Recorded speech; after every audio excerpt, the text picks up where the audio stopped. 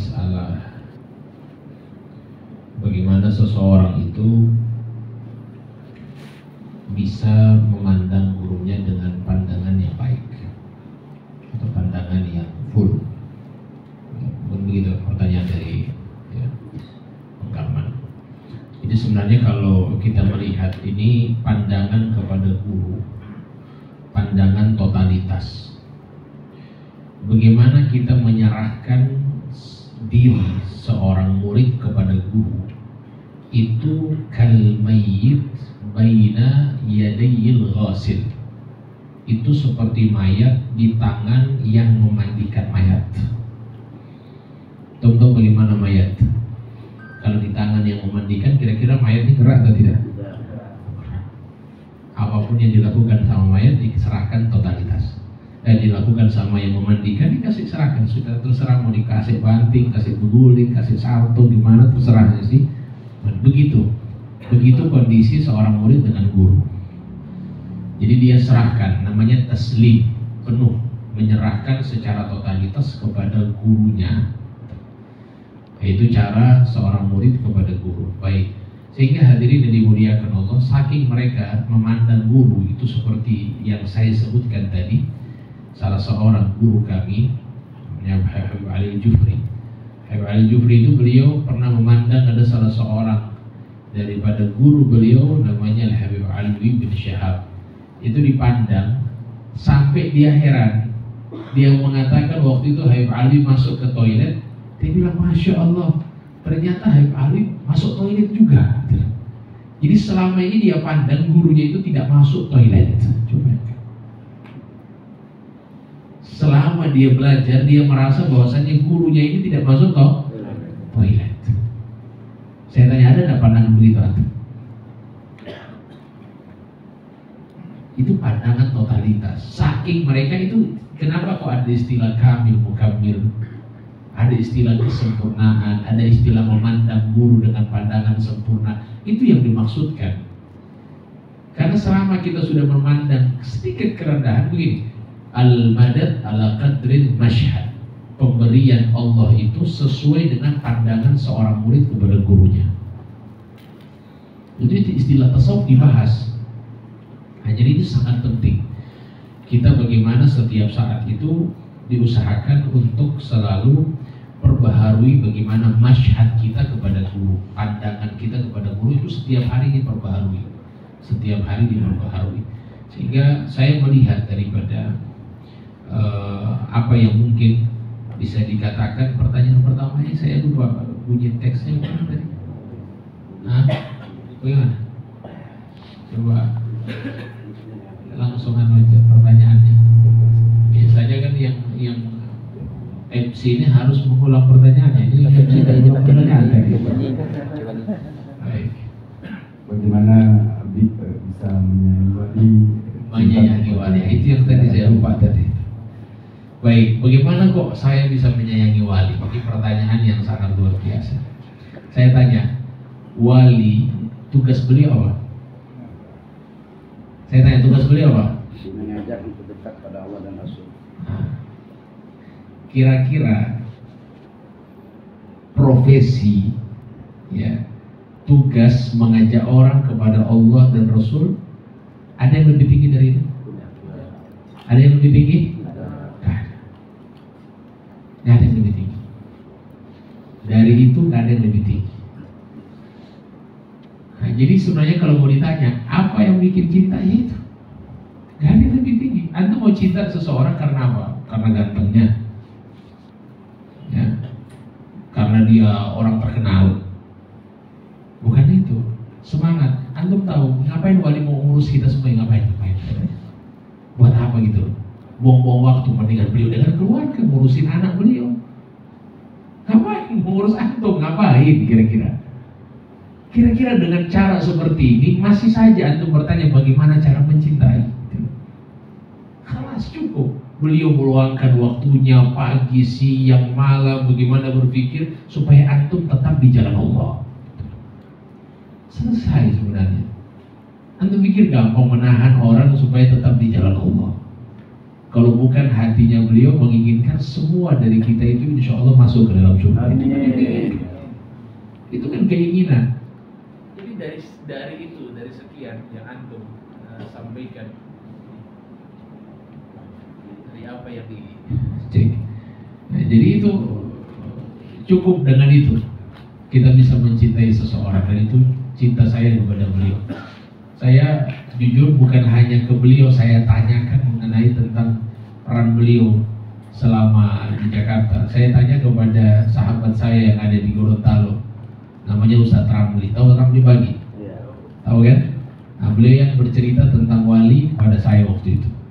Cerita bagaimana wali ngurus ini, ngurus itu, bagaimana orang-orang yang ada di luar, dan anak orang-orang yang bercerita kepada saya yang dulunya narkoba, dulunya seling ke diskotik, tiba-tiba sudah kembali. Itu semua kan ya Allah. Anda pikir gampang? Dan gampang. Mendingan beliau ngurus anak beliau, ngurus istri beliau, cukup. Ngapain ngurus antum gitu ya? Kira-kira dengan mengurus antum seperti ini, malah wali mungkin ada orang curhat sama saya, alhamdulillah kami juga selain itu wali bisa kasih kami pekerjaan.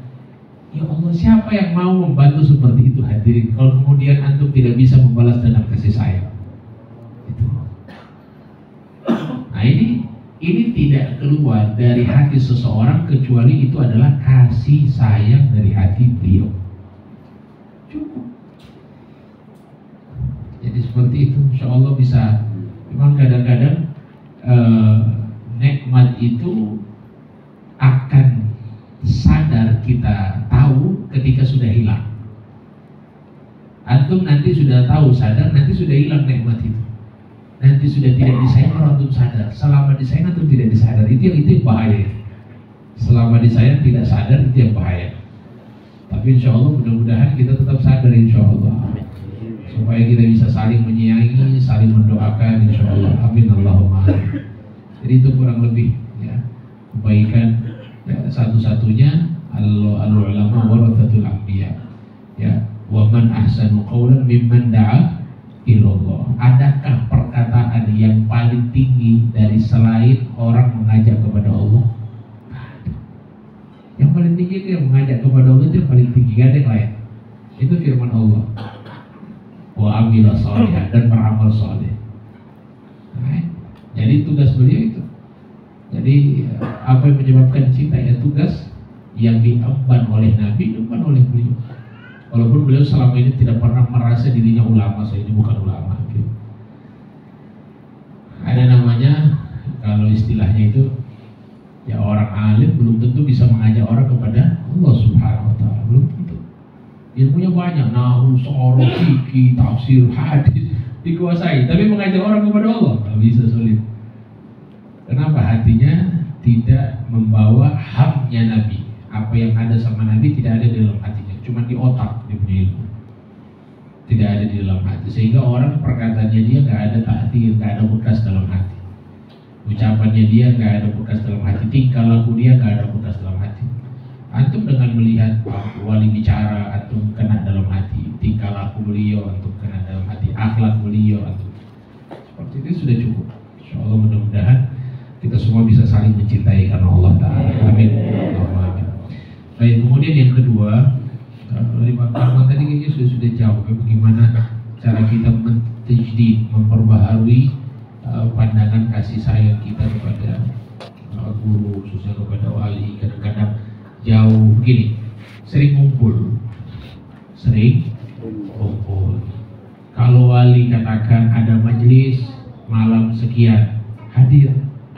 Jangan tidur di kasur, datang. Ini setan yang masuk sudah itu. Gimana nggak jauh kalau begitu?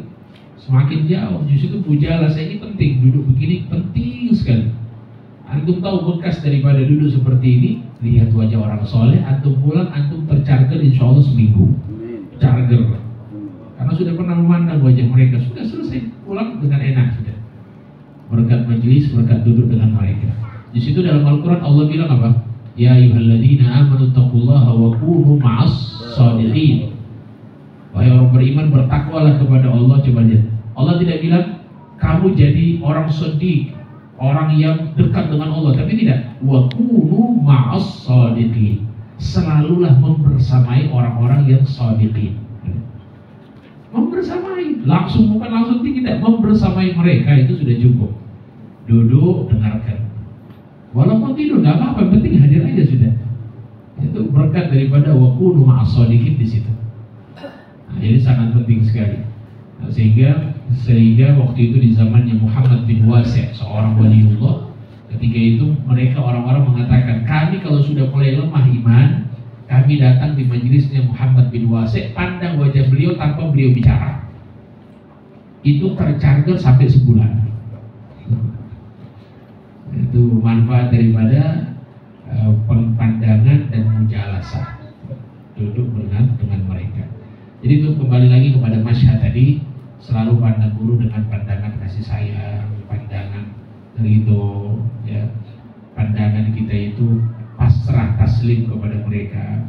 Doakan. Salah satu bakti daripada seorang murid kepada guru adalah doakan. Jadi kita kadang-kadang lupa doa. Saya tanya ini hari ada doa ada sama beliau ada didoakan. Didoakan atau tidak? Nah, itu didoakan tiap hari. Kalau bisa kirim Fatihah. Tiap hari saya kalau Fatihah itu kepada guru wajib sudah itu. Kirim Fatihah kepada guru wajib. Doakan kepada beliau-beliau, Allahumma firli wali walidayya wali masyayikhi wali muallimi wali mursyidi, itu didoakan terus tiap hari, tiap doa. Itu tanda bakti kita kepada mereka. Insyaallah seperti itu. Wallahu a'lam. Kemudian kasih sayang, masalah kasih sayang, ya kasih sayang itu memang kita memang sulit untuk merasakan kasih sayangnya Allah kepada kita, karena memang masih jauh betul kita ini. Jadi itu kenapa kita butuh guru, kenapa para sahabat ada guru, yaitu Rasulullah SAW. Kita nggak jumpa lagi sama Rasulullah, maka perantara kita guru kita. Setelah dari guru kita, maka lewat Rasulullah. Setelah Rasulullah mendapat kasih sayang dari Allah Subhanahu wa Ta'ala. Jadi perasaan mendapatkan kasih sayang dari guru itu limpahan kasih sayang Allah kepada mereka. Kita rasakan. Antum kalau sudah cinta guru, berarti di sini otomatis antum cinta kepada Rasulullah dan cinta kepada Allah Subhanahu wa Ta'ala. Itu berkesinambungan silsilahnya. Jangan dia bilang, saya berarti kalau cinta sama guru lebih cinta sama Rasulullah. Kalau berarti cinta saya kepada Rasulullah, ini orang yang salah paham ini. Ya, padahal kita tahu bersama guru itu yang menyambungkan wasilah kita kepada Rasulullah. Dan Rasulullah menyambungkan wasilah kita kepada Allah. Gitu. Hanya orang tidak paham, kalau nggak belajar tasawuf memang repot. Mau dijelaskan antum pakai 1000 kita, mereka nggak paham tetap kalau memang sudah tertutup. Nah, sehingga memang ini insya Allah tasawuf ini ilmu dzauq, ilmu rasa. Ya, tidak ada yang bisa mau dijelaskan kecuali yang sudah dirasakan. Gitu. Kalau sulit menjelaskan gimana, sulit kan, itu rasa dzauq. Nah, itu insya Allah mudah-mudahan manfaat. Kemudian yang berikutnya mengenai masalah bagaimana orang-orang alim yang tidak suka dengan abu misalnya. Padahal kami ini orang jalanan kok bisa mencintai abu, ini orang alim kok bisa begitu gitu. Saya memandangnya begini, saya memandang ini termasuk daripada ujian dan ini sunnatullah, karena tidak mungkin semua orang itu mencintai kita, tidak mungkin. Tidak mungkin semua orang itu menyukai kita. Kalau kita menginginkan semua orang mencintai kita, berarti kita orang gila. Ya orang gila. Karena kita mengharapkan sesuatu yang mustahil. Tak mungkin. Kita berharap seluruh dunia cinta kepada MPTT. Tak mungkin. Tak mungkin. Antum berarti minta sesuatu yang mustahil. Tak mungkin hadirin. Jadi kalau seandainya dia benci, ya wajar. Nabi Muhammad dibilang tukang sihir, Allah dibilang punya anak, apalagi cuma kita. Allah dibilang punya anak, Allah saja dicela.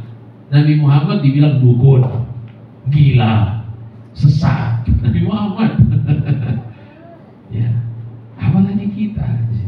Wajar. Gimana kalau kita marah? Ya jujur kami juga, kalau misalnya ada menghina guru ya marah. Marah itu memang ya fitrahnya kita memang. Ya, anak kita disakiti sama orang marah atau tidak?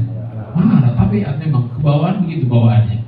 Kemarin dibahas, dikirim di grup tentang masalah. Jadi ada sebagian orang pasti marah, nggak tahan ketika Habib Omar waktu itu dihina di medsos banyak sekali. Kemudian ditaruh di mana? Ditaruh di grup kami murid-murid alumni. Ini orang yang menghina. Langsung ditegur sama senior kami, Habib Jamal Ba'agil yang dari Malang. Habib Jamal bilang videonya dihapus, motorin hati. Hanya langsung dihapus sama yang mengirimkan. Jadi ada sebagian yang mengambil sikap nggak mau ambil pusing, ada yang mau ambil pusing gitu. Masing-masing punya sikap dan masing-masing punya niat baik. Sama dengan ada orang yang menghina Rasulullah. Kira-kira antum marah ada orang hina Rasulullah? Marah. Cuman sikapnya beda-beda. Ada yang dengan tunjukkan sikapnya seperti Sayyidina Umar, ada sikapnya model-model Abu Bakar gitu istilahnya. Dan kemarin kan ketika ada yang menghina Rasulullah kan banyak demo di mana-mana gitu. Nuntut, kenapa begitu? Ada yang mengambil sikap tetap marah. Ya saya ketika ada yang menghina, saya marah, tapi bagaimana ditutupi itu semua, ambil dengan jalan kasih sayang. Salah satu guru kami waktu itu ketika menyikapi hampir seluruh, ya tidak semua sih, mulai sebagian memang marah waktu itu sampai demo besar-besaran.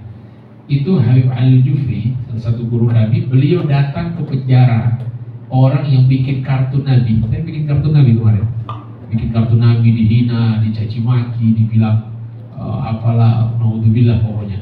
Nah, sehingga beliau datang ke penjara. Tahu nggak ke penjara beliau ngapain? Beliau datangi ke orang yang menghina. Beliau senyumin, disenyumi, kemudian diajak salaman. Setelah itu ditanya, gimana kabar kamu, sehat? Dia bilang, kamu nggak marah ke saya? Kata orang yang bikin kartun, kamu nggak marah sama saya? Saya ini menghina nabimu. Orang Jerman waktu itu. Menghina waktu itu orang Jerman. Tahu apa jawaban dari Habib Jufri?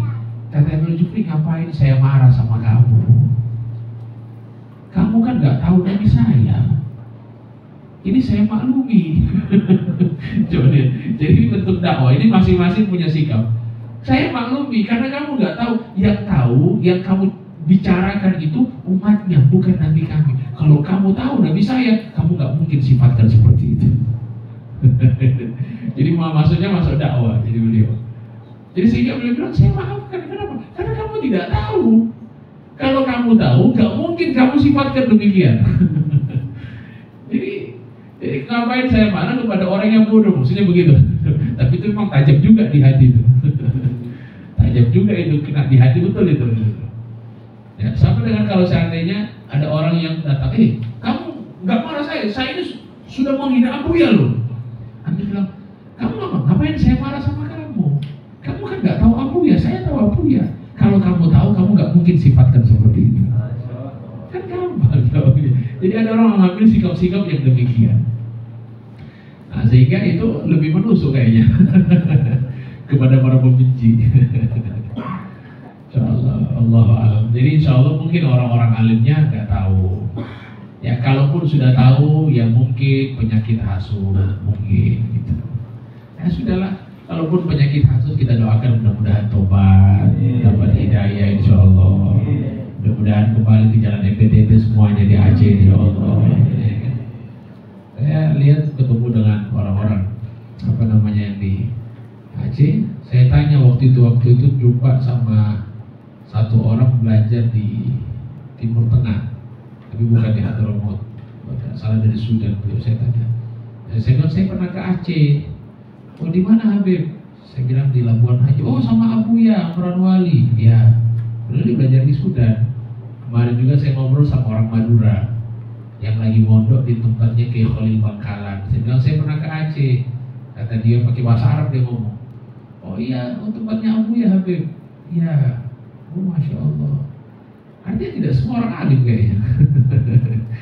Tidak semua orang alim, sebagian kok biasa. Malah kalau saya begitu pasti kan ditegur, Habib ngapain ke sana? Gitu kan? Tapi tidak, biasa aja sih. Ya insya Allah lah seperti itu. Yang mungkin yang membenci itu masih kurang piknik kayaknya, kurang piknik. Insya Allah. Mudah-mudahan. Ya, mudah-mudahan Allah selalu berikan taufik kepada semuanya insya Allah. Allahumma hdina wa yahdihim. Allah berikan kita hidayah dan Allah berikan mereka hidayah insya Allah. Amin.